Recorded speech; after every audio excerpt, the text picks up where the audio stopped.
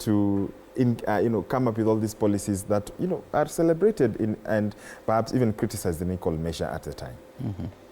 Well, there are a number of factors that culminated in the division between the ODM group and those of us who are in the banana aspect. It started with the formation of the cabinet. Some of the members that were recommended by Prime Minister Raila, who became Prime Minister later on, were not put in the list, courtesy of the President and other people who felt that some of the individuals so proposed were not fitting the bill at that particular time. Now, I just wanted to correct my young brother here that the danger with this tribal galvanization is that some of the people who get elected will just be a coalition of tribes who, when they get the numbers, they win, but their agenda may be hollow. Look at the promises that were promised by the current president. A number of them have been proven to be hollow and not meeting the threshold. And of course, he continues to make the same promises without really facing into on serious policy consideration. The second issue is that this issue of tribal coalition destroys institutions. What we should be seeing more is how do we make institutions stronger than individuals. Of course, you've seen that, of course, he's been able to enlist Prime Minister Raila Odinga to his side. And he visited Ishaweri the other day for purposes of possibly meeting minds with the former president, Uhuru Kenyatta. While I do appreciate it is going to reduce the tension in the country, but we are almost emphasizing on the need for individuals to galvanize the national culture and thinking instead of ensuring that institutions do operate.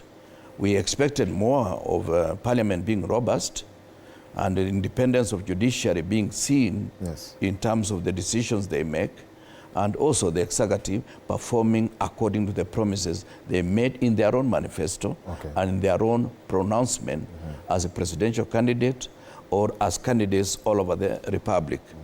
So the danger with this tribal galvanization is an issue that, yes, you support just because it comes from your community. You say, yes, it's one of our own. Even when there is stealing, you say, no, others have also stolen in the past, which really criminalizes the thinking of majority of our people in a way that we are not looking at issues of governance. Governance actually means you must use the resources that you have in a prudent manner, and you are also able to be transparent in terms of the decisions that you make. Many of the decisions that we criticize today is not because they are wrong, but because they are shrouded in lack of transparency. Look at the Adanis, or whether it is in the health sector, whether it is in Ketrago, whether it is in the transport sector, and many other decisions that have been taken by this regime are decisions that, to say the least, are shrouded in a lot of mystery, a lot of lack of transparency, and lack of effective communication for the public to know what is happening within the government. All right, indeed. And let's cross over to Stanley's set. But before then, just allow me, because of course it's a national holiday, to just appreciate your feedback here. Leslie Kenneth saying, Happy Jamhuri Day, Kenya. Happy Jamhuri Day to you too. Leslie Kenneth saying again, say hi to Boyot Kipruto Arap Kirwa. You received the warm regards. Dixon Magut, good conversation. The country's future is vested in our collective responsibility by learning from the past and improving every day with positivity. Joshua Kipto on point. Fanuel Omolo saying hi. Please, what feedback do you have for us? And perhaps what expectations do you have from President William Ruto's address today is the question you're asking.